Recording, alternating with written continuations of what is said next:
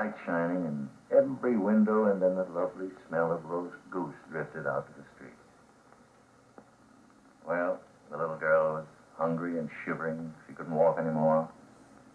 Finally sat down on the ground against a wall. And she... Missiles, jets, and atomics. A tiny kingdom which industrial revolution and the hammering clamor of modern society have passed by. The people are French.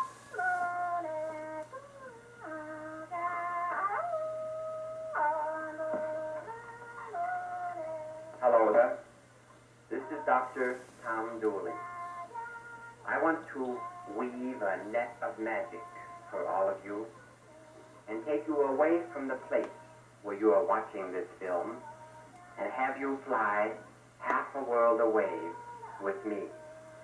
I want to take you to a high mountain valley in a kingdom in the northern tip of Southeast Asia, the kingdom called the land of Laos. High in the northern valley, you will find a hospital in the village called Muong Sing. Right across from my hospital is the fortress of the valley, and the China frontier is about halfway up that mountain ridge. The valley that we live in is an area that quivers right on the frontier of Red China. And now, come along with me to a clinic, to a small outpatient clinic. Every day, for many years, my crew and I have gone to this little building to see the endless line of sick, wretched, tired, and saddened people. Children like this remind me of the words of the poet who said, "There is only one child in the world, and his name is all children." We care for these people who line up in front of us every day. We care for them with all of the medicines that America has given to us over here, and with whatever faint breath of talent that we possess ourselves. But I think the most important thing we have to maintain here is a constancy of our purpose. Perhaps this is one of the secrets of success. The mothers bring their children to us in complete trust of us. In the beginning, no, but later on, they learn to have trust. The young children of the tribes come in, the Kako, the Kambu, the Yao, the Lanten, and we work entirely through our assistants. We discuss each case with interpreters and with the nurses on each side of us, and it is then decided how the patient should be treated. A Kako woman speaks to a husband who translates from Kako to Tai Lu. The Tai Lu tells the boy on my right there, who in turn tells me in Yao. The Yao to Lao, the Lao to French, and the French to English. And we finally get medicine for the patient. We demand that all patients pay us, and on the table on my right-hand side you can see where we keep the ducks and the eggs and the chickens and the corn and the pineapples and the things that people bring to us. They pay us because they are proud to pay us. They wouldn't think of coming to us to be treated for nothing. They come to us with every single problem that is in the book, and a few that I cannot find in any book. The Kako women come to us most regularly. These are the most primitive of all the tribes of Southeast Asia, and some of the most primitive people in all the world. The clinic goes on for hours upon hours upon hours. Here's our ward. It's not any air-conditioned splendor. It's not anything magnificent, but it is the finest building in that valley. I occasionally walk around the ward and give them hell for spitting on the floor and for not keeping the place clean, but it is their problem, their program, their hospital, and accordingly, they are proud of it. Now, if I build an American compound, an isolated compound, an air-conditioned compound, apart from and away from, an individual from and separated from the people of Laos, they couldn't care less about it. We build one that they care for, they fix up, they plant the flowers, and they love. All around my compound is a constant bustle of activity. The children playing or just looking around or certainly eyeing a camera. The parents squatting outside under the shade of the rain lamps while waiting for their turn. And the Kauko women, the most primitive of all tribes, sometimes go outside to get their shots. They wear their skirts hanging kind of low on their hips. This is very chic to them, and it's very convenient for us, at least for giving an injection. I don't think this would sell in America. All of our buildings are connected one to the other with rain ramps, such as this. That is Dwight Davis walking with me on the left there. This is a small patient of ours. The little clothes he has on the shirt was made for us by the children in the medical orphanage down in Saigon. We built a well in our valley, which the kids have never quite gotten over how nice and clean and pure the water is. This is even new to them. La, the chief houseboy, demonstrates it for everybody. This well was given to us by the ambassador. We had to fly the cement up, build the rings, dig the hole, and do all of it by ourselves because the Asians had never seen this kind of a well, this kind of a concept. At least not in our high valley, they hadn't. This lady is a Chinese refugee. I cannot speak her language. She is from the province of Yunnan. Simple humanity makes Asia important to every single American, and simple self-interest makes it vital. But I think that simple love makes these people our brothers, and it makes us happy and fortunate to be able to help them. Inside of my house, an American flag flies to remind me of my home and my traditions, and to remind our crew exactly why we are here. That we are doing this thing for the people who are sick, yes, and we're trying to care for them, but at the same time we are working for our God and for our country, too. Route 66 reminds us where we live. There are two rooms on each side of our living room, one room for my Lao crew and one room for the American crew. The middle room is the living room, dining room combination where we all eat together as one family might eat together. I have a friend named Guntar. Guntar is a small little Asian lad who has a fixation on many things. But one of the things that he loves most of all is to watch this fellow named Dooley shave. Come on over here, Guntar. Let me give you a shave. Tong kan chao ap nam. You know, there's a great deal of talk in this day and age about principles that we enunciate and hopes that we express, but today demands of each man a deed of some kind. Deeds are of greater import because there have been too many words from America lately. This small hospital, part of Medico, is a deed that bears the mark of grandeur. But grandeur and splendor and much greatness can be found in the human spirit. And that is what my boys and I possess a lot of, that element known as the element of the human heart, the fiber and the core of the men and women of Medico. And this element is also called compassion. I think if you ask Guntar how he feels about Dooley's compassion, he wouldn't be too pleased to tell you. I assure you that being a bachelor, I'm not very good at washing a child's face or brushing his teeth. Anyway, it's all a great thing of interest to Guntar because both of them are new to him. Rarely has he washed, never has he seen soap. The villagers have no soap. They've never heard of soap. They have no concept of what it is. They think it's a magical thing. I tried to explain to Guntar the importance of washing, at least occasionally, and he agreed that once every 6 or 7 months would be enough. There are 2 jeeps in northern Laos, a military jeep and my jeep. And I have so many, many times told the story of the hundreds and hundreds and hundreds of square miles in all of North Laos and of the presence of only 2 jeeps. And in June of 1959, those 2 jeeps ran into each other.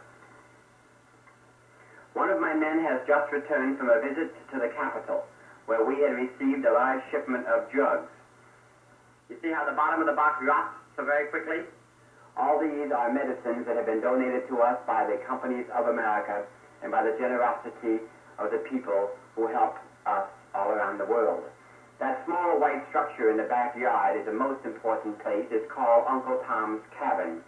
And if you want to know what it really is, you must read a book called The Night They Burned the Mountain. At Nam Ta, when the plane landed, some of the mountain people recognized Dwight Davis and Earle Rhine on the plane, so they brought the boys a little present in a box. The present was a small bear. The boys added the bear to the rest of the family menagerie in the backyard. There was one time that we had a half a dozen small boa constrictors, a python, a baby tiger, a baby bear, and a dozen or so monkeys. So I'm constantly saying, Earle, get that monkey out of the operating room. Dwight, make that bear stop crying. The village marketplace is an interesting place to visit early in the morning. There is a constant hubbub of activity. You can buy a little bit of everything you want, from rice to betel nut to corn, all kinds of vegetables. And if you would like, there is one small corner of this marketplace that sells a little opium. The people here use opium like medicine. They use it to ease their pain. We call it morphine. All the women here have very fancy skirts and all hand embroidered with threads of silver and of gold. Primitive as these people might be, they have a culture and a sensitivity, all their own. You can see that the marketplace is the main center of town. I just wish that you could smell that place. The mountain people of all the tribes come down, the Kako, the Tailu, the Taidam, the Yao, the Meo, and many different languages are spoken here. If you go early enough in the morning, you might find Earle, Rhine, and Dwight Davis speaking their dialect of Texan, too. They make a French fried banana, they make little tortillas, and all kinds of things. I'm not so sure that it's the healthiest thing in the world to eat, but you won't die, I'm afraid, if you do eat it. If you did, then I know 3 Americans who have been living in North Laos who should be, long ago, quite dead. This is the season just before the rains. In fact, it is the earliest part of the rainy season. And the sun is bright and sometimes blinding, and high noon is hot and red and humid. But the village life continues on and on and on at this pace. There are a great many sick people in this valley. There are sick people behind these bright flowers and behind these homes. We were told one day that a man had come down the mountains who has been horribly deformed, and we sent this stretcher down to the end of the roadway to pick him up. This man has a very simple disease. It is a thing called ignorance. He had a mild infection of one of his knees about a year ago, and so he got in bed, and he just stayed in bed. And as a consequence, his knees froze in that position. It is not what we call a bony freezing, because the bones are good, but the muscles just all shrunk up until his legs were in that position. All that needs is a couple of months of hospitalization with proteins and vitamins. It does me no good to take the patient in an isolated examining room and treat him. I must surround myself by all my interpreters and my nurses and students and anybody else, and explain why this guy is sick. Explain the ignorance of it, and teach them how to become less ignorant and to care for themselves a little better. That's why everybody's listening and why we're doing so much talking here. The man came out very well, and he's back leading a fuller life. But there's a still sad song of humanity. Without us and our medicine, without us, they have nothing, not even hope. We as Americans, and we in the free world, and we with all the blessings and the wonderful things that we have in our country, must take care of people like this. When we come here to Asia, we, the teams of Medico, we want to give these people more than just goods and gadgets, more than just medicines and inoculations and back rubs. We want to give them something of the spirit, something of ourselves. And I don't just mean the external husk of us, but rather the kernel, the substance, and the marrow of us. There are many people around the world who need us, and they need us very badly. As you fly out of my valley and head back for home, you will see that it is a long flight, and it is a long country, and a long river, and a long world. And there are many sick in this world. To care for these people is the mission of Medico. This is a tall order. It cannot be filled quickly with some fancy gadget or in one heroic burst of energy. We, the men and women of Medico, are prepared to work and to climb the steep and rocky hill. We must and we do have maturity and strength and endurance and judgment and responsibility and constancy of purpose.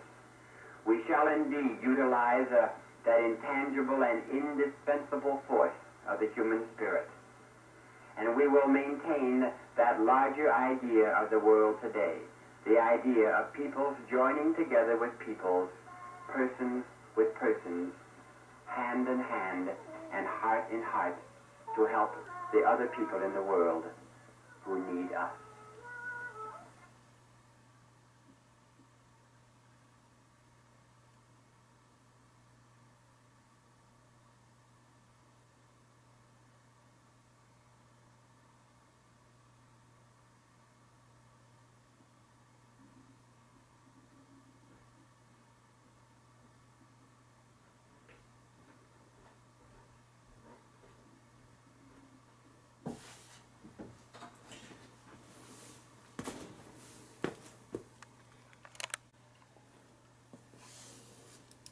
We'll synchronize the movie when the movie begins. All right, the movie is opening now, and this is a trip down the river from the village of Muong Sing to the village of Nam Ta. But first, scenes around the village of Muong Sing.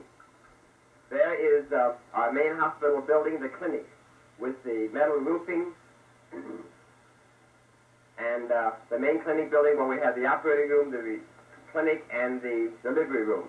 The tribal people in front belong to the mountain tribe called the Kako.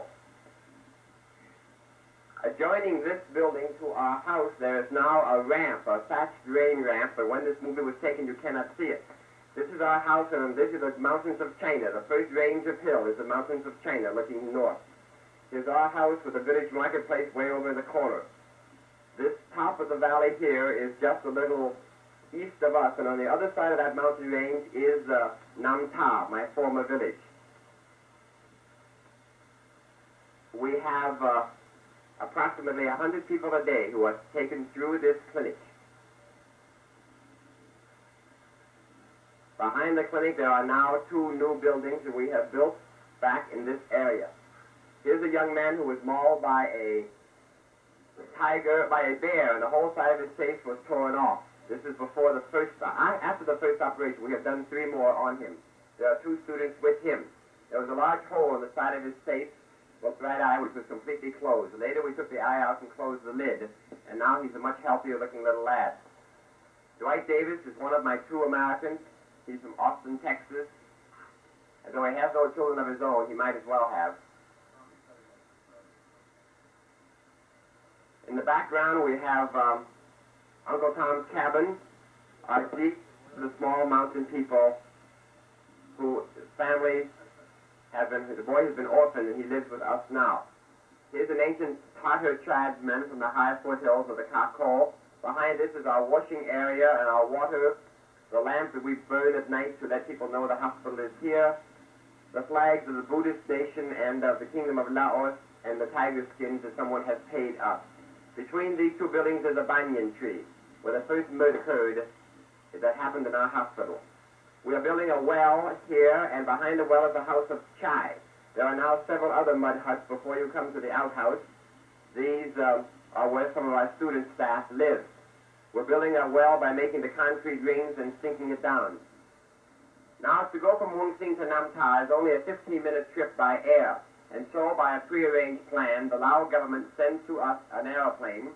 We load approximately 1,000 kilos, or 2,000 pounds, of equipment aboard this plane, a Dakota, a DC-3, a C-47. We load the medicines that we want to take along the river trip with us. The river trip takes approximately 12 to 15 days, and we stop off and treat 4 or 5 villages each day. Therefore, we have to take, each village has maybe 60 or 80 people that we must see. Therefore, we see about 200 people a day times 12 days, and to treat this number, we have to take a goodly amount of medicine. We go to, in the various villages that we go, we pick up personnel and bring them back to put them in school and in training with us. The Burman Mountains are in the background here looking straight west, and these are the hills that surround our valley completely. As we fly from Muong Sing to Nam Ta, we will go back to see the first hospital that we built in Nam Ta in 1957. We're going to load the plane up in just a moment now and take off. The actual flight time from the time that the door is closed until the time that the door opens in Nam Ta is only 15 minutes.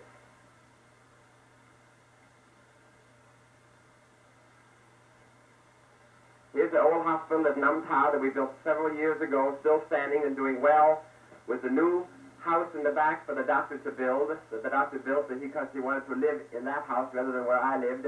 Here's the former ward that we had built. We collected the rainwater when it fell into a barrel, but after we left, the people decided they didn't need the barrel and because they preferred to drink the water from the river.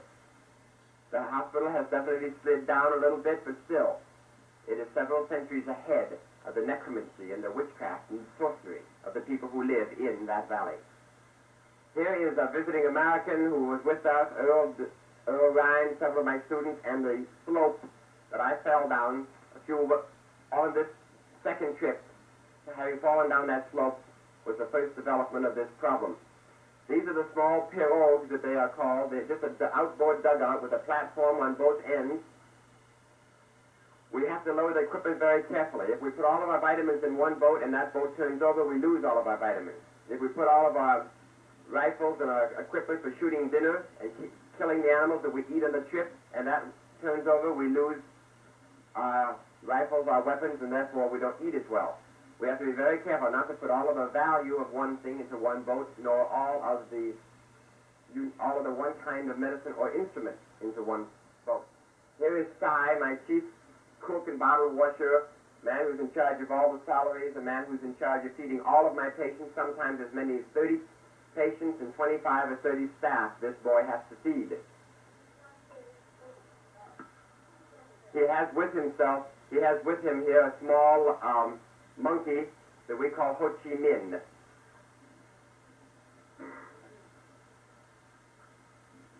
Sometimes when we get very hungry, these monkeys look a bit succulent.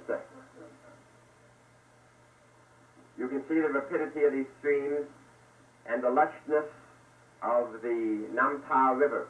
One of the most difficult things for me to always comprehend is this vast wall of green and the overgrown gloriousness of this jungle, the wild and wonderful animals, the bear, the tiger, the antelope, the elephant, the eagle, the hawk, and then lower your eyes down from the jungle and look at the people in the villages, and you see the wretchedness and the stink and the misery and the filth of the people who live and are born and die without ever seeing a doctor, without ever learning how to read or write. The river trip takes, at this time of year in November when the river is low, it takes about 12 to 15 days. When the river is high, oddly enough, it takes longer because we cannot shoot the rapids. We have to get off, unload the boats, and walk on foot along the edge of the jungle and a portage to carry our equipment. All the boat has to do is strike one rock, and it'll flip over on its back, and there goes $5,000 worth of equipment. And Medico, back 2 times square, is lost. We stop approximately 4 times a day, some areas 5 times a day, go to the house of the village chieftain, and begin to hold a clinic. There must be a certain amount of shotgun therapy in taking care of these people because we cannot see them but 4 times a year when we make the trip. On a map, you would find the area that we are going just under the China border, going straight south for about 5 days, and then the river bears straight west until it meets the Mekong River. You can see for each boat we have a boatman in the front, a boatman in the back, and a rower in the front, and a rower in the back, or a man who will pole, and then in the middle of the boat, under cover, will sit 1 or 2 of us and some students. Usually on a river trip we have as many as 6 or 8 boats with 4 to 6 men on each boat. We look more like a landing force or an invasion force than we do a humanitarian medical mission. They steer the boat from in front as well as from in back because it handles the rapids better that way. The weather at a time like this, under the direct sun, might be as high as 110 degrees. But the very minute you get into the shade, and in the early morning with the mountain mist, it gets so chilly, it drops down to maybe 80 or 85. We put on a foul weather jacket because it's so cold for us. When the sun shines straight down, it pierces through this open area of trees and shines on you. But the minute the sun gets to either 11 o'clock or 2 o'clock, it cannot pierce the jungle. And as a consequence, the road is in shadow or is in darkness. We have taken along on this trip 3 members of our Laos student staff who are military because they come from the area. Deng, who is a black Thai tribesman who lives in the area. Deng is one of our best students. Another lad who came down with us, Tao Suk, who made this trip because he belongs to the tribe of the Thai Mu, who live in this area. Once again, the vegetation of Laos. Dwight Davis, the American who did not make this trip with us, but we have a picture of him in our backyard where some of our students' houses are, and where the Burman Mountains are right in the background. This is modernism catching up with the past. There are modern little zinc-lined pails hooked onto the ancient balancing pole. They don't shake hands. They're not quite sure what we want them to do when we stick our hand out to them. They all carry weapons such as knives.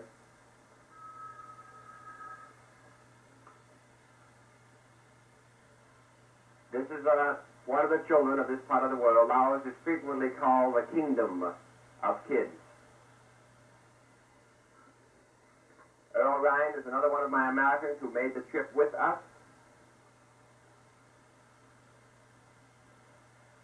You see him here loading the supplies aboard the ship, the boat, the midwife's kit, the box full of foods, the medicines, and the low tide river, the river down low.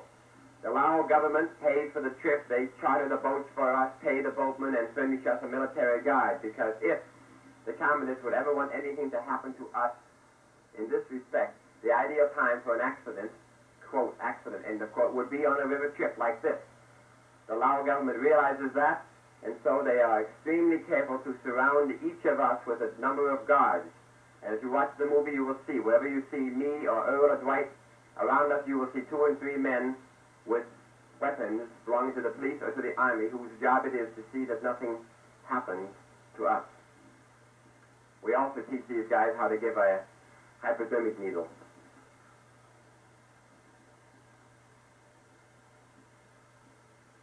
As you fly over the country, you can see this river, and you can snake your way up this river and use it for a guide if a navigator gets lost in the mountains. There are no alligators or crocodiles in the water up at this height because it is too high, but there are a great many extremely dangerous kinds of fish. And there are several poisonous kinds of eels, and they always cause great trouble to our people. Chai is one of my interpreters who's been with me the longest length of time. You see Chai here. We'll give you a one-handed salute because his other hand is busy. Chai speaks excellent French and quite adequate English, and is as modern as any operating room technician could be, but he sneaks off at night and practices black magic and witchcraft himself. This is a typical sick call on the side of a river where we just stopped off to treat the children, to treat the people who are sick. And if you watch carefully, you will see that all of these children have the bloated bellies of disease, the shrunken down arms and legs. Also watch, you will notice that never does Earle nor Tom Dooley ever give anything to anybody. We give the pill to the Asian student, or to the Asian assistant. He, in turn, gives it to the sick person. And he explains the dosage, and he explains how it's to be done. We're not trying to increase the prestige of the white man. We're not trying to increase the prestige of Dooley or Rhine or Davis. They know who we are. They know that the drugs come from us in great number. But the agents give it to them. The agents explain it to them. The agents tell them the dosage. The agents are the ones whose prestige is increased, my agent students. And the people are grateful to the agent students. And this, I believe very strongly, to be the only kind of philosophy that should be applied in having an aid program to Asian nations. We will treat as many as 60 to 80 people at one stop like this in a few hours. While we're treating, some side will have cooked up some coffee or maybe fried a chicken for us. The villagers bring us down rice and eggs. We eat a bite and go on. The people know us. They know we are coming because a week before we come, we send a canoe down ahead of time to notify all the villages that the medical team is coming. As a consequence, the word spreads up into the mountains, and people come down and squat on the side of the beaches for 2 and 3 days while waiting for us. The further west we get towards the Burman Shan states, the mountains open up a little bit, and the valleys are wider. And in the moment we are at the spot where the Namtar River flows into the Mekong River. Once again, on every village slope, the people waiting for us and waiting for sick call. These people have no contact with the outside world. They know very little about America, but they do have, in practically every village, propaganda experts who have come down from the communist territories, or certain members of these villages have been taken into the communist territories and trained and taught. Most of all, they've been taught to hate. And then they come back down to these villages and live in the villages and begin to point out how the Lao government is not doing this, or the Lao government is not doing that, or the American government is making this mistake or making that mistake. And as a consequence, the people know of us only what they hear from the propagandists. Now the Lao government and the American foreign aid is reaching into these villages more than it has in the past. And it is getting our aid and our knowledge to them a little more. The Lao government, since they completely back our team and they send me here, it is the Lao government who gets all the credit for the medicines that are brought to them. And this is good. This is as it should be. Chai, once again, passing out the medicines. It must be a cold morning, probably 85 degrees. The dirty, stinking little villages up on stilts with mud. When the rains come, the waters will flow down these slopes. Each house has no windows. It's full of smoke, misery. The bloated bellies of the children in every village, 100% worm infestation, a high indication of malaria.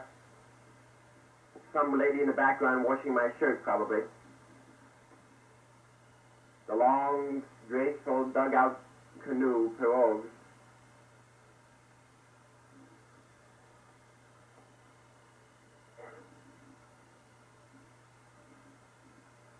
Everybody gets into the act, so they all have to load the boat up and help us out, carry our supplies. Then they feel as though they've been part of the visiting team.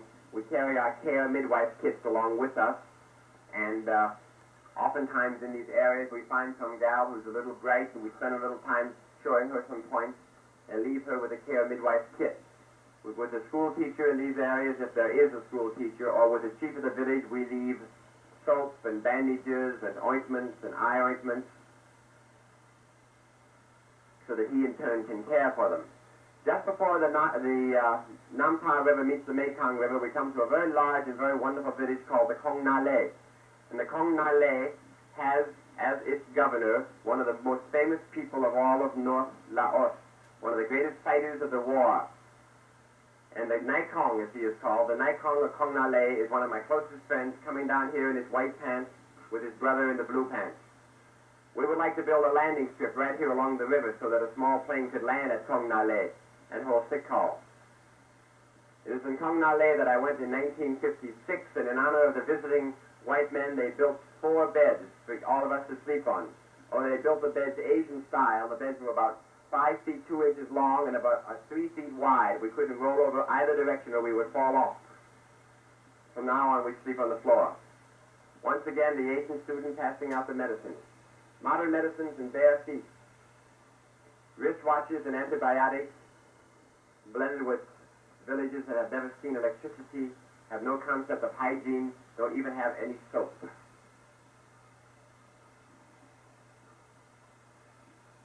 The dialect of this area is the dialect that I can understand best, so the interpreters are used more as nurses. Now we're at the landing strip at the end of the road. We're at the landing strip at Ban Hui Sai, and Earle Rhine is giving Ho Chi Minh a bath and a toothbrush. Deng comes to join the game. The grass behind this airstrip is called elephant grass. This landing strip was built a few years ago in Ban Hui Sai and is right on the banks of the Mekong. It is into Ban Hui Sai that we are going to build our new team starting in January of 1960.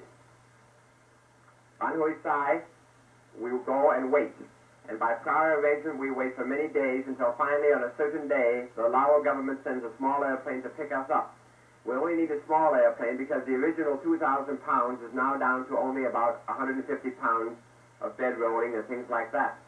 The landing strip is right in the middle of the valley of Ban Hui Sai.